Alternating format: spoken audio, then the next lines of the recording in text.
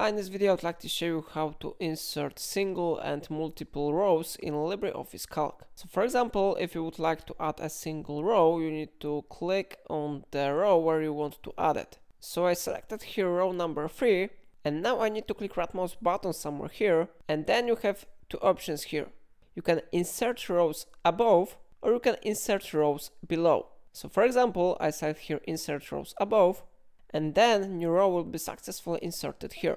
But if you would like to insert row below, you need to select the row where you want to insert it. So for example, I select here row with John, I click right mouse button here, and I select here insert rows below.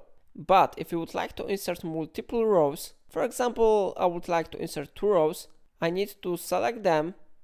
So I have selected row with Mark and Martha, then I click right mouse button here, and for example, I select here insert rows above. How you see, 2 rows have been successfully inserted here. So in this way you can insert single and multiple rows in LibreOffice Calc. If I helped you, remember to like this tutorial and subscribe my channel.